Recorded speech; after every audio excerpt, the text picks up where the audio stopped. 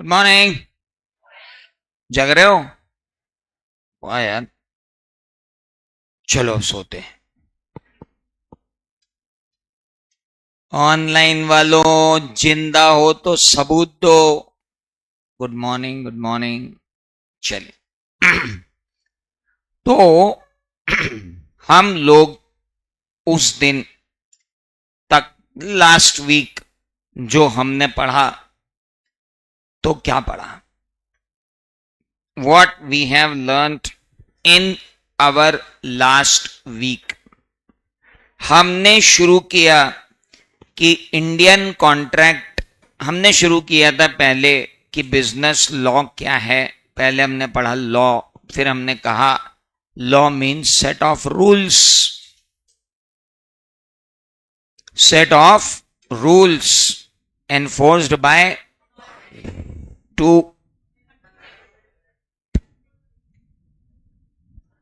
to regulate or control the conduct of, to protect their। फिर हमने इसी में दो जगह बिजनेस लगा के उसको पढ़ लिया, बिजनेस लॉ। फिर हमने एक डायग्राम बनाया कि इंडियन लॉ कितने टाइप के होते हैं, और फिर हमने इंडियन लॉ के अंदर बात की। क्या बात की इंडियन लॉ के अंदर? इंडियन लॉ के अंदर हमने बात की कि दो टाइप के लॉ होते हैं, एक क्रिमिनल लॉ होता है और जो सिविल लॉ होता है वो, उसके अंदर दो लॉ होते हैं, पर्सनल लॉ और बिजनेस लॉ। पर्सनल लॉ अलग हो गए। बिजनेस लॉ के अंदर हमारे कोर्स में, बिजनेस लॉ में तो ढेरों लॉ होते हैं, लेकिन हमारे कोर्स में कौन कौन से लॉ दिए, फिर हमने वो लिए। उसमें से एक उठाया जिसका नाम था इंडियन कॉन्ट्रैक्ट एक्ट, और एक उठाया सौरभ सर ने जिसका नाम है Indian partnership act. Very good. तो फिर हमने इंडियन कॉन्ट्रैक्ट एक्ट पढ़ना चालू किया। तो सबसे पहले समझ में आया कि इंडियन कॉन्ट्रैक्ट एक्ट है या इंडियन पार्टनरशिप एक्ट है या सेल ऑफ गुड्स एक्ट है, ये सब लागू कैसे हुए। तो इंडिया, अच्छा ये बात तो आपको सौरभ सर ने भी बताई होगी, मैं भी बता देता हूं कि इंडियन पार्टनरशिप एक्ट और सेल ऑफ गुड्स एक्ट दोनों इंडियन कॉन्ट्रैक्ट एक्ट का ही पार्ट थे। 1930 और 1932 में उनको अलग किया, बिकॉज दिस एक्ट बिकम्स बल्कि। तो सिंपल है। तो अब बात ये हुई कि 1 सितंबर 1872 से इंडियन कॉन्ट्रैक्ट एक्ट एप्लीकेबल हुआ पूरे इंडिया में, except the state of Jammu and Kashmir, because Jammu and Kashmir was not province which was allowing Indian Contract Act to be applied. Till 8th of August 2019, the Contract Act was not applicable to Jammu and Kashmir. By abrogation of Article 370, Indian Contract Act and other 116 acts will made applicable to Jammu and Kashmir. Then हमने पढ़ा कि Indian Contract Act applies to all the contracts made in India irrespective of creed, caste and religion. उसके बाद हमने पढ़ा that Indian Contract Act is not the only act which is dealing with the contract. Indian Contract Act के साथ बाकी और भी acts होते हैं जो अप्लीकेबल होते हैं, तब जाकर इंडियन कॉन्ट्रैक्ट एक्ट अप्लाई होता है। उसके बाद हमने पढ़ा कि इंडियन कॉन्ट्रैक्ट एक्ट के अंदर कॉन्ट्रैक्ट क्या होता है। तो मैंने कहा सबसे पहले आई थी सेक्शन 2 क्लॉज एच, जिसने कहा, क्या कहा, क्या कहा? 2 क्लॉज एच ने, बोलना पड़ेगा, रोल नंबर की कसम है, जल्दी बताओ। Every agreement which is enforceable by law is contract। तो हमने कहा भैया एग्रीमेंट तो बता दो। तो हमने देखा एग्रीमेंट क्या है, तो एग्रीमेंट बताया गया 2 क्लॉज ई में। और 2 क्लॉज ई ने क्या कहा एग्रीमेंट के बारे में? Every promise and every set of promise which is forming consideration for each other is known as agreement। तो हमने कहा भाई साहब कंसिडरेशन की बात आपने की है, यानी एग्रीमेंट में कंसिडरेशन का होना बहुत ही जरूरी है। अगर ऑफर में जुड़ा है एक्सेप्टेंस तो बना है प्रॉमिस, और प्रॉमिस में जुड़ा है कंसिडरेशन तो क्या बना है? और अगर प्रॉमिस में कंसीडरेशन नहीं जुड़ा तो वो प्रॉमिस ही रह जाएगा, एग्रीमेंट ही नहीं बन पाएगा। जैसा कि खत्री सर रविजीत सर के घर डिनर पर गए थे, जैसा कि मैंने इसको बोल दिया मैं 1 लाख रुपए दूंगा, लेकिन कोई काम के नहीं है ये एग्रीमेंट। क्यों? क्योंकि ये प्रॉमिस ही है, ये एग्रीमेंट है ही नहीं। इसके बाद हमने बात की थी कि भाई साहब एग्रीमेंट क्या कॉन्ट्रैक्ट होते हैं? नहीं। पहली बात तो क्या हर प्रॉमिस एग्रीमेंट होता है? नहीं। सिर्फ वही प्रॉमिस एग्रीमेंट होता है जिसके अंदर कंसीडरेशन होता है, वही प्रॉमिस एग्रीमेंट होता है जिसके अंदर कंसीडरेशन होता है, और जिसमें कंसीडरेशन नहीं होता वो प्रॉमिस ही रह जाता है। लेकिन अब बात आती है कि एक एग्रीमेंट कॉन्ट्रैक्ट कैसे बनता है, तो हमारा कहना है एग्रीमेंट तब कॉन्ट्रैक्ट बनेगा जब उसमें क्या हो, एनफोर्सिबिलिटी बाय लॉ हो। हर एग्रीमेंट जिसमें कंसीडरेशन होता है वो भी कॉन्ट्रैक्ट बन जाए ये जरूरी नहीं है, क्योंकि ऐसा एग्रीमेंट कभी कॉन्ट्रैक्ट नहीं बन सकता जो इनफोर्सिएबल बाय लॉ ही ना हो। ऐसा एग्रीमेंट कभी कॉन्ट्रैक्ट नहीं बन सकता जो इनफोर्सिएबल बाय लॉ ही ना हो। क्या बोला मैंने? ऐसा एग्रीमेंट कभी कॉन्ट्रैक्ट नहीं बन सकता जो इनफोर्सिएबल बाय। तो अब बात आती है कि इनफोर्सिएबल बाय लॉ होता क्या है। तो एग्जाम्पल ले लेते हैं। ये 3 बच्चे बैठे अपने सामने। गुड। आपका नाम क्या है? रुद्र कि रुद्र? भव्य। ओके। कार्तिक, धान्य। हाँ, धान्य का नाम तो याद है मेरे को। तो भव्य ने धान्य को बोला, धान्य भाई बोलो। कार्तिक को बजाओ यार, मतलब ठोको पीटो। कम से कम 5 घुसे चाहिए अपने को।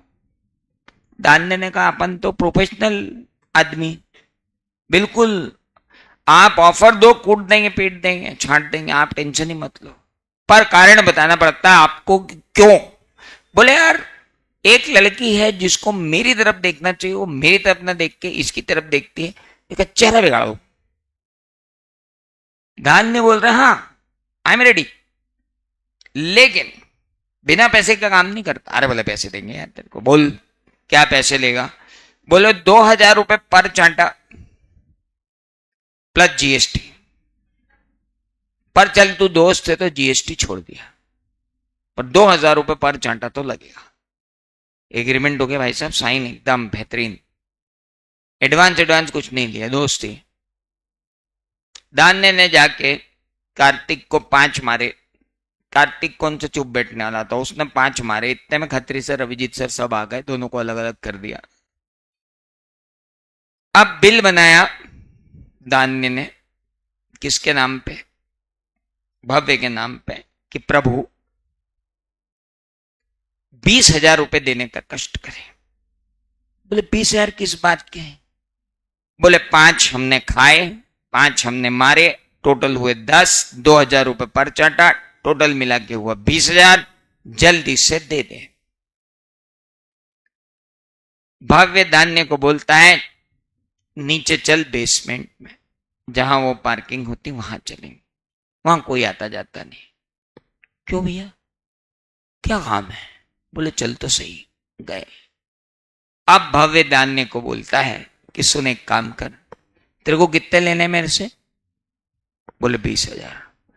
11 चाटे मार ले मेरे को। तेरा एक चाटा 2,000 का है, मैं 11 खाने को तैयार हूं, तू मेरे को 11 मार दे, काम खत्म। दान ने बोलता मैंने क्या चांटों का एक्सचेंज खोल रखा है, पागल समझता है? मैं चाटा खा ले, मेरे पैसे दे चुपचाप। पैसे तो नहीं दूंगा तेरे को, मारना तू मेरे को 11 मार ले, बात खत्म हो गई। दान ने पहुंच गया कोर्ट में। जज साहब बोलो, फ्रेंड नहीं है, चीटर है। क्यों? मेरी मेहनत के पैसे नहीं दे रहा है। तो दान ने बोलता है, जज साहब पहले उससे पूछो तो सही मेहनत क्या है। ये मेरी मेहनत के पैसे नहीं दे रहा। तो कोर्ट बोलता है इसको, भव्य को, क्यों भैया पैसे क्यों नहीं दे रहे हो? तो भव्य बोलता है, पहले उस दान्य से पूछो तो सही उसकी मेहनत क्या है। दान्य ने मेहनत बताई, सर मेहनत हमारी ये है बेहतरीन वाली। तब कोर्ट ने इन दोनों को बुला उठा के जेल में डाल दिया। अब ये दोनों जेल में बैठे बैठे सोच रहे, इसकी 12 बजाऊं। ऑफर था? बोले हाँ था। एक्सेप्टेंस थी? बोले हाँ थी। प्रॉमिस था?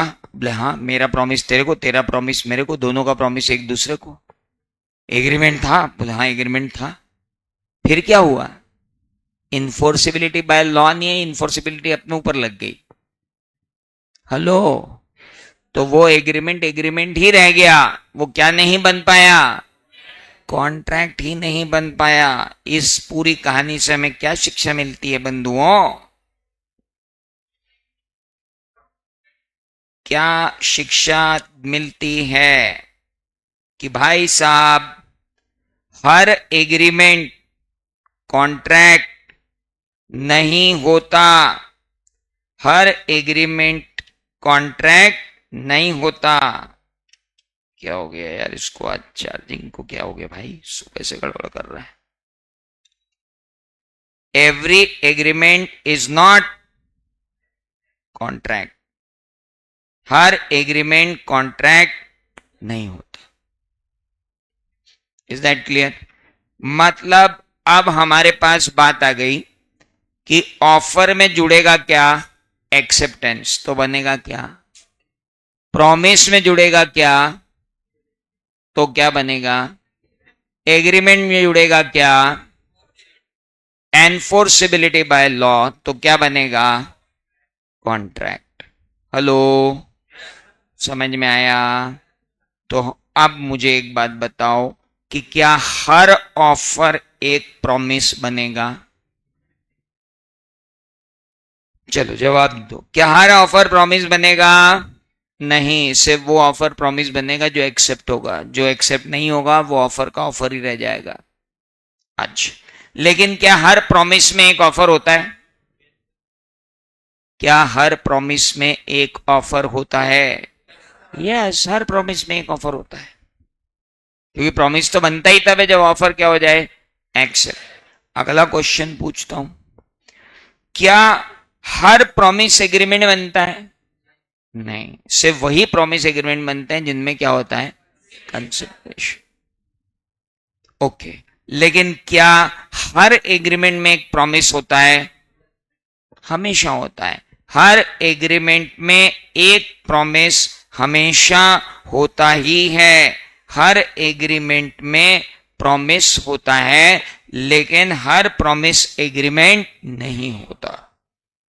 तीसरी बात, हम वापस आते हैं और समझते हैं कि क्या हर एग्रीमेंट कॉन्ट्रैक्ट होता है? नहीं, सिर्फ वो एग्रीमेंट कॉन्ट्रैक्ट होते हैं जो एनफोर्सिएबल बाय लॉ होते हैं, और जो कॉन्ट्रैक्ट एनफोर्सिएबल बाय लॉ नहीं होते वो क्या कहलाते हैं? सिर्फ एग्रीमेंट। और सिर्फ एग्रीमेंट नहीं कहते बेटा, उनको उनको कहते हैं वॉइड एग्रीमेंट। क्या कहते हैं?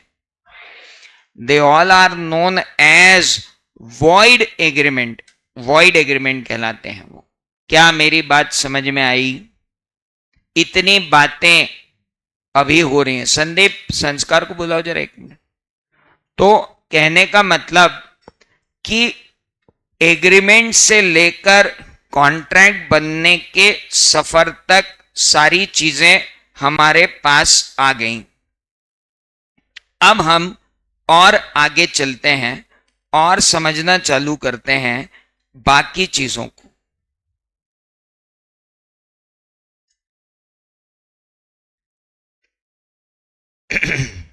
नाउ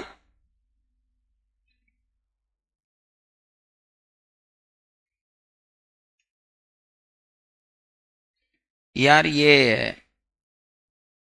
प्रपोजल तक डेफिनेशन सबने लिख ली थी, अपन सबने प्रपोजल तक डेफिनेशन लिख ली थी ना। यही वाली अपना पैड है, ये लाइट बंद करो ना, ये वाली स्टेज की सारी लाइट बंद कर दो। क्या हमने ये देख लिया था?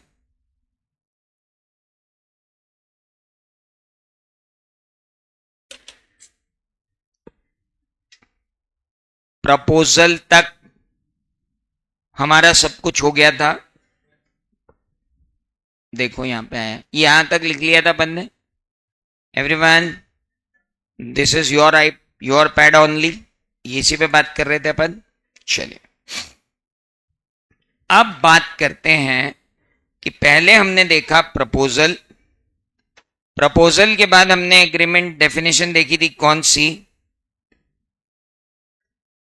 प्रपोजल के पहले डेफिनेशन देखी थी प्रॉमिस, फिर प्रॉमिस के पहले डेफिनेशन देखी थी एग्रीमेंट की, और फिर हमने देखी थी एग्रीमेंट इनफोर्सिएबल बाय लॉ होता है तो क्या बनता है?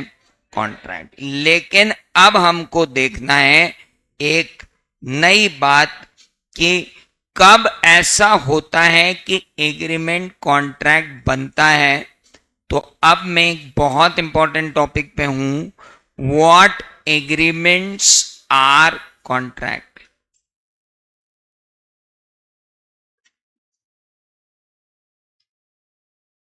कौन से एग्रीमेंट कॉन्ट्रैक्ट होते हैं? What agreements are contract.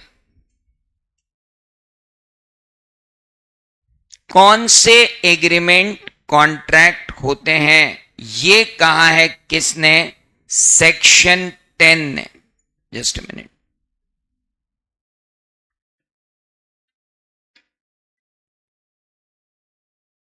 What agreements are contract. कौन से एग्रीमेंट कॉन्ट्रैक्ट होते हैं?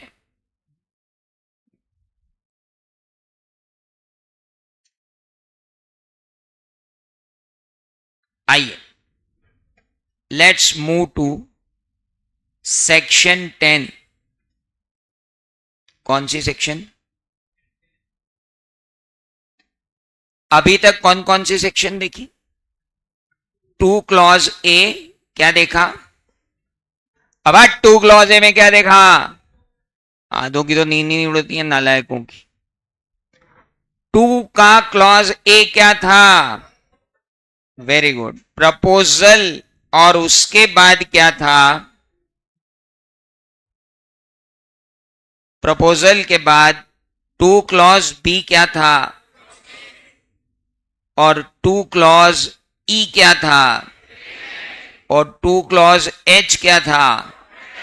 और अब क्या पढ़ रहे हैं? सेक्शन 10 बताती है कि कौन से एग्रीमेंट कॉन्ट्रैक्ट बनते हैं। सेक्शन 10 कहती है ऑल एग्रीमेंट्स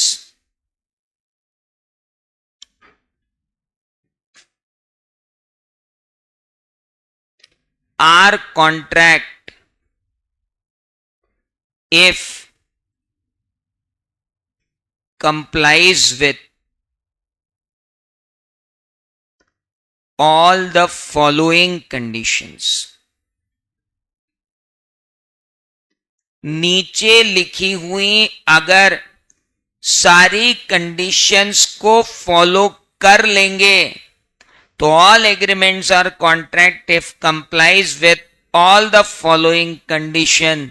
नीचे लिखी हुई सारी कंडीशंस को अगर आप फॉलो कर लोगे तो आप क्या कहलाओगे? कॉन्ट्रैक्ट। अदरवाइज आप कहलाओगे वॉइड एग्रीमेंट। क्या कहलाएंगे? यानी एक एग्रीमेंट या तो क्या बनेगा? कॉन्ट्रैक्ट, या रह जाएगा वॉइड एग्रीमेंट। Any doubts? आगे बढ़े। लेकिन अब कंडीशन कौन कौन सी है वो तो देख लें। तो आइए देखते हैं कौन कौन सी कंडीशंस के कारण एक कॉन्ट्रैक्ट जो है वो क्या बनता है? वॉइड। एक कॉन्ट्रैक्ट क्या एक एग्रीमेंट क्या बनता है? कॉन्ट्रैक्ट। पहली बात, if the agreement is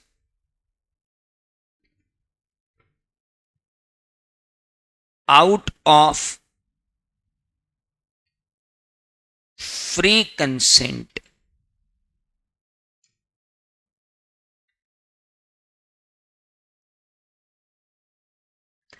अगर एग्रीमेंट कैसे बनाया गया है, फ्री कंसेंट से बनाया गया है, if agreement is out of free consent, agreement जो है वो क्या है, आउट ऑफ फ्री कंसेंट है।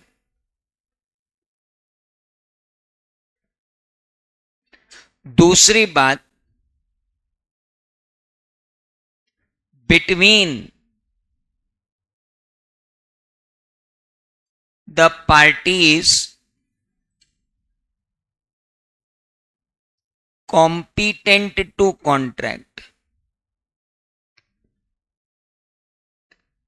उन पार्टीज के बीच में है जो कॉम्पिटेंट टू कॉन्ट्रैक्ट है, between the parties competent to contract.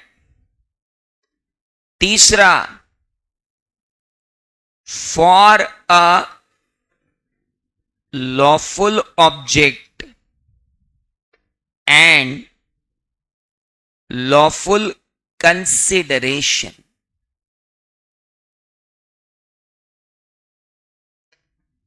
Lawful object के लिए है और लॉफुल कंसिडरेशन के लिए है। एंड देन चौथी बात, not expressly declared void by the act, by this act।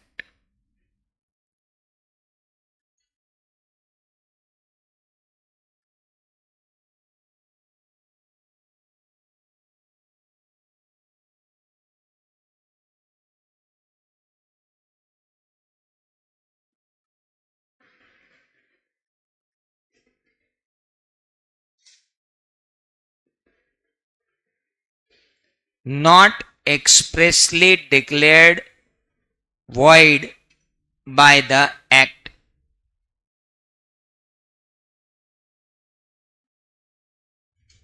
चार बातें हो गई। अब इन चार बातों को समझ लिया जाए। अच्छा, ये चारों कंडीशन कंप्लाई करने की जरूरत है कि कोई एक हो जाएगी तो भी चलेगा? चारों, क्योंकि अपन ने ऊपर क्या बोला है, ऑल।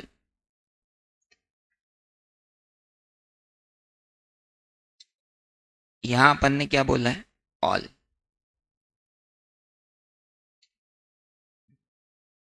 आइए सबसे पहली कंडीशन उठा करके देखते हैं। पहली कंडीशन है, अगर आप कोई एग्रीमेंट कर रहे हो और अगर आप चाहते हो कि वो एग्रीमेंट कॉन्ट्रैक्ट कहलाए, तो सबसे पहले बताओ कि क्या वो एग्रीमेंट फ्री कंसेंट से किया गया है। आपकी कनपट्टी पे रख दूं मैं बंदूक, आपकी क्यों, अपन दूसरे को ले लेते हैं। एक आदमी ने दूसरे आदमी की कनपट्टी पर रख दी बंदूक, आदमी भी क्यों ले, अपने पास कैरेक्टर है। खत्री सर ने रविजीत सर की कनपट्टी पे रख दी बंदूक, नहीं सर बहुत झगड़ा हो जाएगा, थोड़ा चेंज करते हैं। खत्री सर ने मित्तल सर की कनपट्टी पे रख दी बंदूक कि ये कार मुझे सिर्फ 10,000 में बेच दो, नहीं तो बेकार ही बेकार में मारे जाओगे। मित्तल सर ने कहा यार बाबा गड़बड़ हो जाएगी यार, मरूं कि कार बचाऊं। तो मित्तल सर ने कहा इससे पहले कि अपन राइट ऑफ हो जाए दुनिया से, बेटर है कार ही क्या कर देते हैं, बेच देते हैं। अब आप बताओ, कोई ऐसे धमका चमका के किसी से एक्सेप्टेंस मांगेगा तो क्या आप उसको वैलिड कॉन्ट्रैक्ट बोलोगे? और अगर ऐसे कॉन्ट्रैक्ट को वैलिड कर दिया गया तो फिर धमकाने चमकाने के अलावा कोई काम ही नहीं रह जाएगा। एग्रीमेंट करने के लिए आदमी पेन लेके नहीं पिस्तौल लेके जाएगा, बोले एग्रीमेंट करने जा रहा हूं आओ, तो ऐसा थोड़ी होता है। There must be what, free consent. जिन लड़कियों ने ऐसा मुंह बना रखा है कि उनके बच्चे घर पे भूखे हैं, उनसे निवेदन मुंह सुधारें, और जिन लड़कों ने ऐसा मुंह बना रखा है कि पूरे घर की जिम्मेदारी उनके ऊपर है, उनसे भी निवेदन की मुंह सुधारें। क्योंकि टीचर को स्टूडेंट के चेहरे देख के एनर्जी आती है और तुम्हारी तो खुद ही खत्म है। Now come to the next point. क्या फ्री कंसेंट समझ में आ गई? बिना दबाव के सहमति होना चाहिए, आपसी सहमति होना चाहिए। सौर फ्री कंसेंट में और क्या क्या आता है बेटा? फ्री कंसेंट का एक चैप्टर अपने पास पूरा है। We will discuss a separate chapter.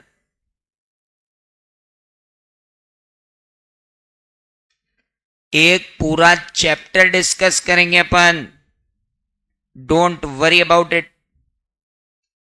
समय आने पर सेपरेट चैप्टर किया जाएगा, डोंट वरी। और वो चैप्टर का नाम ही क्या है? Free consent. पूरा चैप्टर पढ़ेंगे कि फ्री कंसेंट कैसे कैसे नहीं होती है, कब कब कहा जाता है कि कंसेंट फ्री नहीं है, उसका एक पूरा चैप्टर है लंबा चौड़ा। दूसरा, between the parties competent to contract. Deepak sir के दो बच्चे हैं, जुड़वा हैं, माइनर हैं, अभी 18 साल के नहीं हुए, 12-13 साल के होंगे। महामस्तीखोर बच्चे हैं और वो दीपक सर से पिछले 4 साल से मांग रहे हैं कि पापा क्रिकेट की किट दिला दो। दीपक सर बोल रहे सालों तुम मेरे घर को क्रिकेट का मैदान बना दोगे, सारी चीजें तोड़ दोगे, मैं तुम्हें क्रिकेट किट दिलाऊंगा नहीं। वो दोनों ट्विंस हैं और महाबदमाश। एक दिन दीपक सर के वो पीछे ही पड़ गए कि देखो पापा आपके पास शाम तक का टाइम है, क्रिकेट किट दिला दो, नहीं तो फिर देखना हम क्या करते हैं। दीपक सर ने बोला हाँ हाँ तुमसे वन कर लेना। दीपक सर निकल गए।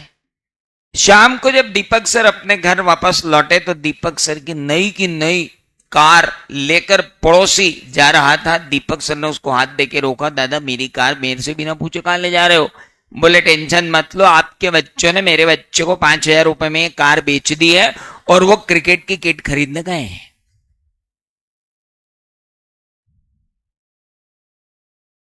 हेलो, अब इसको तुम बच्चों का खेल कहोगे कि कॉन्ट्रैक्ट? तो बच्चों का खेल है ना, इसको सीरियसली लेता है क्या कोई? कुछ नहीं, 5,000 वापस कर, तेरे कार उधार निकल पर।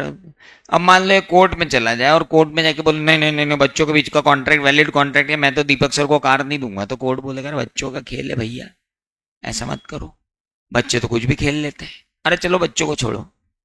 एक पागल ने दूसरे पागल को ताजमहल बेच दिया 5 करोड़ में। अब आप इसको भाव दोगे क्या? आप इसको पगलापन बोलोगे या कोई कॉन्ट्रैक्ट थोड़ी है?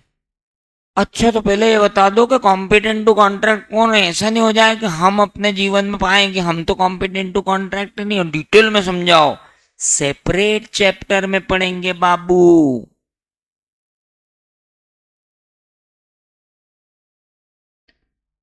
अरे चैप्टर ही अलग है, उसका नाम ही है पार्टीज कॉम्पिटेंट टू कॉन्ट्रैक्ट।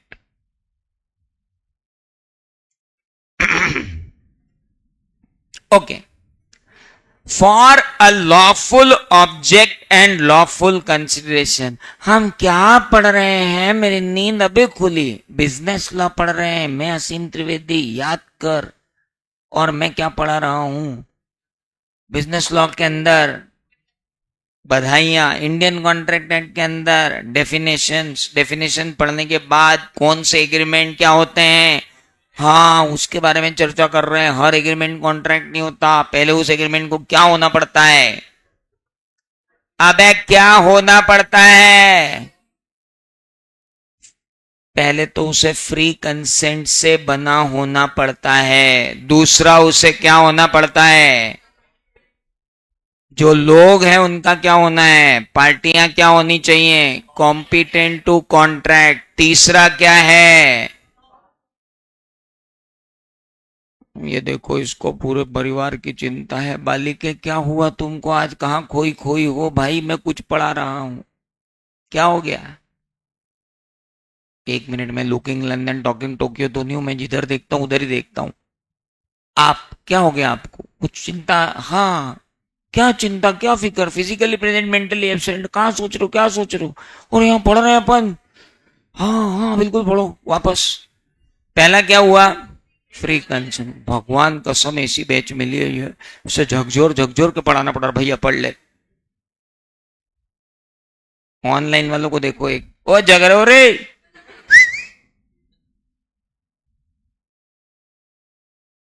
पहला उसका सेपरेट चैप्टर है, दूसरा उसका भी। तो एक काम करो, तीसरे को भी बोल दो सेपरेट चैप्टर है और आगे बढ़ो। दो में तो बोल ही दिया तुमने, नहीं नहीं पहले कुछ समझते उसके बाद बोलते सेपरेट चैप्टर, सेपरेट चैप्टर तो उसका भी, पर अभी थोड़ा समझेंगे। For a lawful object and lawful, lawful क्या होता है, इन तीनों ने जो किया था वो लॉफुल था क्या।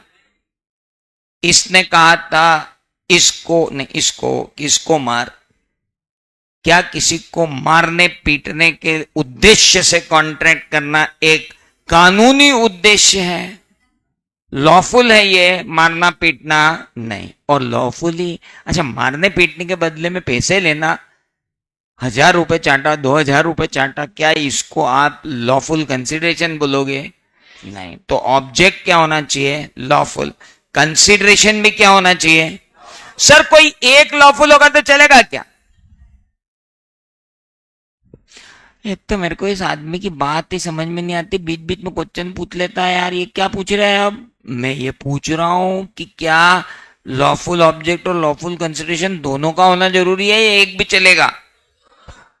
अच्छा, दोनों का होना जरूरी है कि एक अनलॉफुल हुआ तो दूसरा अपने आप ही अनलॉफुल हो जाएगा, ऐसा आपका मानना है। अनलॉफुल तो बताओ क्या होता है, जो लॉफुल नहीं होता। लॉफुल क्या होता है, जो लॉ के अनुसार होता है। लॉ क्या होता है, उसके दिन पहले दिन आना था, आप बहुत लेट हो गए, आप चले आगे अपन। गजब, इसके बाल देख के मेरे को भयंकर जलन हो रही है। करली हेयर वेरी फेयर, इधर देख। कल कटवाने गया तो साला नाई बोल रहा, बोला भैया 4 बाल बच्चे किधर फैलाऊं। चलिए, सो मैंने कहा तू रहने दे, मैं खुले रख लूंगा। Now for a lawful object and lawful consideration. Lawful object क्या है, ये तो कतई नहीं था कि इसको मारो। और क्या ऐसा हो सकता है कि ऑब्जेक्ट लॉफुल और कंसिडरेशन अनलॉफुल हो, या कंसिडरेशन अनलॉफुल लेकिन ऑब्जेक्ट लॉफुल हो। जरा प्रैक्टिकली देखते हैं। तुम मेरे पास आए, सर आप हमको बिजनेस लॉ पढ़ाओगे, मैंने कहा बिल्कुल पढ़ाएंगे। सर आप फीस क्या लोगे, मैंने कहा बेटा दौलत शोहरत इज्जत सब है मेरे पास। आपने कहा वाह, मतलब आप फ्री में पढ़ाओगे। मैंने कहा बेटा फ्री में तो द्रोणाचार्य ने नहीं पढ़ाया, उनने ही अंगूठा ले लिया, मैं तो बहुत छोटा टीचर हूं, तो फ्री भी तो नहीं होगा। हाँ तो क्या अंगूठा कटवाओगे, मैंने कहा नहीं अंगूठा नहीं लूंगा। ऐसा है देखो, दौलत इज्जत शोहरत सब कमा ली मैंने। तुम तो एक काम करो, मैं तुम्हें पढ़ाऊंगा, तुम अपनी अपनी श्रद्धा भक्ति से जितना जितना अफीम चरस गांजा भांग हेरोइन स्मैक सीबीडी ऑयल जो चलता है ला के दे देना, दिन भर पढ़ाऊंगा, शाम को फूंक के सो जाऊंगा। अब आप बताओ, ऑब्जेक्ट तो कितना पवित्र है बिजनेस लॉ पढ़ाना, और कंसिडरेशन अनबन अपवित्र, घोर अपवित्र। तो आप क्या ये बोलोगे कि सर आप कितना नेक काम कर रहे हो बच्चों को पढ़ाने का, फूंक के।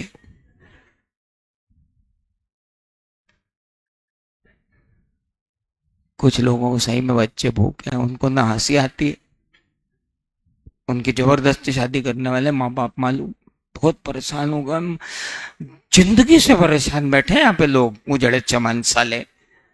अबे हंसने की उम्र है तो मुस्कुरा लो, इतनी क्यों हंसी महंगी हो रखी भैया, क्या हो जाएगा बताइए। मतलब खाने को मिल रहा है, फीस पिताजी दे रहे हैं, तो क्या है, मूड खराब हो जाता है हमारा। बाहर आते हैं तो सुबह सुबह हमको रूम वाली रूममेट से झगड़ा हो गया, फिर कैंटीन वाले ने ढंग से खाना नहीं दिया। देखो बेटा, मम्मी के हाथ का खाना और घर का माहौल अगर सब दूर मिल जाता तो उसे घर नहीं कहते और उसे मां नहीं कहते, है ना। तो ये कंपैरिजन छोड़ दो। मां को तुम याद करोगे, अपनी मां को भी और जो खाना खिलाएगा उसकी मां को भी। इतना बेस्वाद बनाएगा वो ना। तो ये तो रोज के टेंशन रहेंगे, है ना। इनसे पार पाओ, इनसे ऊपर उठोगे तो ये समझ में आएगा। आप सुबह से मूड खराब करके बैठे, क्यों, हमारी रूममेट ने हमको नहाने नहीं दिया। अरे तो ठीक है, आज तुम्हारी लग गई कल उसकी लग जाएगी, ठीक है। नाउ ये तो अब ये दिस इज ऑल एक्सपीरियंस है ना, घर से बाहर निकले हो तो ये तो सब होंगे। तो इससे मूड मत ऑफ किया करो, यहां आने के पहले मूड ऑन, भले कुछ भी हुआ हो तुम्हारे साथ। क्या बताएं, संडे को कुछ नहीं हो पाया, घर की याद आ रही। हाँ ने दो, घर की याद आनी भी चाहिए, बधाइयां। चलिए, for a lawful object and lawful consideration. अभी एक तो ये हुआ, दूसरा उल्टा करते हैं कि कंसिडरेशन तो लॉफुल हो और ऑब्जेक्ट क्या हो, अनलॉफुल। तुम लोग मेरे पास आए, सर हमने सुना आप कॉन्ट्रैक्ट किलर हो। मैंने कहा अब तक 56 मार चुका हूं, क्या करना है तुमको। बोले सर यार एक आदमी को मरवाना। मैंने कहा बिल्कुल मार डालेंगे, फोटो पहुंचा दो। और सर पैसे कितने पहुंचे हैं। मैंने कहा नहीं यार, दौलत शोहरत जैसी भी है अच्छी बुरी और इज्जत जैसी भी अच्छी बुरी मैंने बहुत कमा ली, तो मेरे को ये तो सर आप फ्री में मार दो। मैंने कहा नहीं, फ्री में नहीं, फ्री में कोई काम नहीं होता। तो सर क्या करना पड़ेगा। मैंने कहा बेटा ऐसा है यार, 56 लोगों को मार डाला मैंने, कितने की आहें लगी होंगी, कितने की बद्दुआएं लगी होंगी। मेरा भी मन कभी कभी, अपराधी हूं तो क्या हुआ, थोड़ा तो इधर उधर होता है। तो तुम एक काम करना, 1 साल तक रोज रात को 8 बजे आके रामायण की 4 चौपाई मेरे को सुना जाना, शायद मेरा पाप थोड़ा सा कम हो जाए। बस यही तुम्हारा कंसिडरेशन। अब ऑब्जेक्ट तो घोर अनलॉफुल है, मारना, और कंसिडरेशन मेरी रामायण। तो क्या आप इसको वैलिड कॉन्ट्रैक्ट बोलोगे? No. That's why we are saying that अगर ऑब्जेक्ट अनलॉफुल है तो कंसिडरेशन अपने आप क्या हो जाएगा, अनलॉफुल। और अगर कंसिडरेशन अनलॉफुल है तो ऑब्जेक्ट अपने आप क्या हो जाएगा, अनलॉफुल। समझ में आया? For lawful object and lawful consideration. Got it? Next, not expressly declared void by this act। इस एक्ट ने एक्सप्रेसली वॉइड डिक्लेयर ना किया हो। एक मिनट, क्या पढ़ रहे हैं हम लोग? What agreements are contract. कौन से एग्रीमेंट कॉन्ट्रैक्ट हैं? पहली चीज देखी, हर एग्रीमेंट कॉन्ट्रैक्ट है अगर वो फ्री कंसेंट से बना हुआ है। हर एग्रीमेंट कॉन्ट्रैक्ट है अगर वो पार्टीज कॉम्पिटेंट टू कॉन्ट्रैक्ट के बीच में बना हुआ है। हर एग्रीमेंट कॉन्ट्रैक्ट है अगर वो लॉफुल ऑब्जेक्ट और लॉफुल कंसिडरेशन से बना है। लेकिन चौथी बात और है, that it is not expressly declared void by the act। क्या लिखा है ये? एक्सप्रेसली नहीं है, एक्सप्रेसली है। तुमने एक्सप्रेसली तो नहीं लिख लिया? सर हम तो वही टिपते जो आप वहां लिखवा। तो not expressly declared void by the act। Hello, not expressly declared void by the act। Got it? चलो, तो not expressly declared void by the act के बारे में अपन बात कर रहे हैं। अब Indian contract act, this act मतलब कौन सा एक्ट? इंडियन कॉन्ट्रैक्ट एक्ट खुद ये कहता है कि कुछ ऐसे एग्रीमेंट्स होते हैं जो कभी कॉन्ट्रैक्ट नहीं बन सकते, क्योंकि हम कह रहे हैं कि ये कॉन्ट्रैक्ट नहीं। क्यों? हम कह रहे हैं। आप कौन? Indian contractor. तो तुम बोल दोगे कि ये एग्रीमेंट वॉइड है तो एग्रीमेंट वॉइड है। हाँ, मत तुम कह दोगे कि ये एग्रीमेंट कोई काम का नहीं तो कोई काम का नहीं। हाँ, क्यों? हम कह रहे हैं सरकार का कानून। तो ऐसे कौन से एग्रीमेंट होते हैं? जल्दी बताओ, नहीं तो पता चला हमने एग्रीमेंट कर लिया, ऑफर भी था, एक्सेप्टेंस भी थी, प्रॉमिस भी था, कंसिडरेशन भी था, पार्टीज कॉम्पिटेंट टू कॉन्ट्रैक्ट भी थी, फ्री कंसेंट भी थी, लॉफुल ऑब्जेक्ट, लॉफुल कंसेंट, उसके बाद भी कौन वर्ड? बिल्कुल वॉइड। कौन बोल रहा है? ये बोल रहा है। कैसे, क्यों, कहां, कब? समझते हैं। ये दोनों बच्चियां आगे बैठी हुई हैं, भयंकर दोस्त हैं आपस में। क्या नाम है आपका? वैष्णवी, प्रज्ञा। तुम दोनों में से किसी के यहाँ डॉगी तो नहीं है? हाँ ठीक, क्योंकि मैं भी मारने वाला हूँ। एक एक क्लास में मैंने किसी का डॉगी मार दिया। वो लड़की ऐसी धाड़े मार मार के रोई कि मेरे को उसको चुप करना, मेरा एग्जाम्पल चला गया। तो मैं पहले ही पूछ लेता हूँ, भैया डॉगी होगी तो नहीं? और सर मैं इतना प्यार करती हूँ, आई कुडंट इमेजिन। अरे मैंने तो नाउ वैष्णवी प्रज्ञा के घर गई। प्रज्ञा धाड़े मार मार के रो रही थी। वैष्णवी ने प्रज्ञा को कहा, क्यों रो रही है यार, क्या हो गया? बोले यार मेरा डॉगी मर गया। तो उसमें रोने की क्या जरूरत है? अच्छा, तेरा डॉगी मरता तो समझ में आता, दूसरे का डॉगी मरे तो किसी को क्या दुख होना है? फिर रोने लग गई। अरे तू चिंता मत कर, तू मेरे को 10,000 रुपए दे। क्या करेगी? मरे हुए डॉगी को जिंदा करूंगी। Vaishnavi, are you out of your mind? नहीं, I am well within my mind. मैं मरे कुत्ते को जिंदा कर सकती हूँ। कैसे? मंत्र पढ़ना आते हैं। कैसे? परलोक की आत्मा को इस लोक में वापस ले आती हूं मैं। स्पेशलाइज्ड तांत्रिक हूं, पार्ट टाइम सीए तो यूं ही कर रही हूं। 10,000 रुपए दे दिए भाई साहब। वैष्णवी ने रात भर मरे कुत्ते के कान में मंत्र फूके, वो कुत्ता जितना मारा था उससे और ज्यादा मर गया। सुबह जब प्रज्ञा ने कहा कि ला मेरे 10,000 रुपए वापस दे दे, तो वैष्णवी बोलती कि देख मेहनत तो मैंने बहुत की थी, भाई तेरा कुत्ता नहीं आया तो मैं क्या खाऊं? थोड़ी लेट हो गई मैं, नहीं तो उसकी आत्मा को वहां से खींच के यहाँ डाल देती। मामला कोर्ट में गया। जज साहब कुर्सी पे खड़े हो गए। बोले भैया क्या कर रहे हो? क्या कॉन्ट्रैक्ट है ये? मरे कुत्ते को जिंदा करना तुमने पहले कभी किया है? बोले नहीं, फर्स्ट टाइम कर रही थी। कहां से ली है ट्रेनिंग? बोले यूट्यूब पे देखा था, DIY, do it your self. अच्छा, फिर वो जिंदा ही नहीं हुआ कुत्ता। अब ये बोल रही जज साहब मेरे पैसे तो वापस दिलवाओ। जज साहब ने इन दोनों को भगा दिया। तुम दोनों निकल लो, अदालत का टाइम खराब कर रहे हो।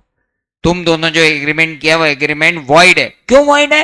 एक मिनट, offer, acceptance, consideration, agreement, parties competent to contract, free consent, मरे कुत्ते को जिंदा करना है, जिंदे कुत्ते को नहीं मार रहे हैं, लॉफुल ऑब्जेक्ट, लॉफुल कंसिडरेशन, सब कुछ है। आपका एक वॉइड। हम बोल रहे हैं आप कौन? Indian contractor. क्या बोल रहा है? Every agreement to do impossible act is void. क्या बोले? कोई समझ में नहीं आया। अबे every agreement to do impossible act is void. हर वो एग्रीमेंट जो इम्पॉसिबल टू एक्ट के लिए है। मरे कुत्ते को जिंदा करना जीवन में पॉसिबल है क्या? इसलिए एग्रीमेंट ही क्या है? शुरू से वॉइड है। अरे कुछ समझ में आया? ऐसे बहुत सारे एग्रीमेंट हैं जो इंडियन कॉन्ट्रैक्ट एक्ट ने खुद ही कह दिए कि ये क्या है? वॉइड है। बहुत लंबी लिस्ट है। और बॉलीवुड के गाने तो सारे ही इम्पॉसिबल टू, हाँ, वॉइड एग्रीमेंट है। तेरे वास्ते फलक से मैं चांद लाऊंगा, 16-17 सितारे संग बांध लाऊंगा। गजब कर रहा है यार भाई, है गजब फेंकता है। कहाँ जाएगा वो? बेचारी विलियम्स आई इतने 6 महीने बाद तो वापस आई, उसका तो सब गड़बड़ हो गई थी। तू जाएगा चांद भी तोड़ लाएगा, 17 सितारे भी ले आएगा। तेरी महबूबा भी पागल, वो भी मान रही। हाँ हाँ बिल्कुल सही। एग्रीमेंट ही वॉइड है भाई टोटल। जुल्फों में सजा लूंगी, कोई जू है, पलकों पे बिठा लूंगा, पलक है कहा। How can you set a person on eyelashes, how is it possible? Though all agreement, दिल में बसा लूंगी, you can't. So all this is what void agreement. क्यों? Not expressly declared void. और कोई होते हैं कि वॉइड एग्रीमेंट सेपरेट चैप्टर है। अच्छा बेटा सेपरेट चैप्टर की हुल दे दे के आगे बढ़े जा रहे हो यार, हर चीज में सेपरेट चैप्टर था तो वहीं पढ़ा देते। देख रहे भाई, मैं तो ऐसे ही पढ़ाऊंगा, बाकी तू देख ले। क्या कर रहे हो आप? ये कुछ नहीं, मजे। इन सबको एक एक सेपरेट चैप्टर में अपने को देखना है। तो अब जरा कंक्लूड करते हैं। ऑफर में क्या जुड़ा था? अबे बेवकूफों, ऑफर में क्या जुड़ा था? तो क्या बना था? प्रॉमिस में क्या जुड़ा? तो क्या बना? एग्रीमेंट में जुड़ी free consent plus parties competent to contract plus lawful object lawful consideration plus not expressly declared void by the act. तो क्या बना? ओ मेरे भेरुओं, समझ में आया?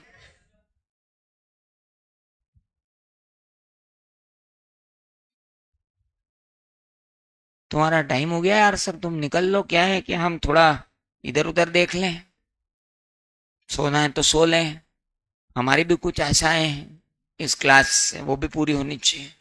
तो अब आप जाओ सर, दूसरे सर आए तब तक हम मजे मारे।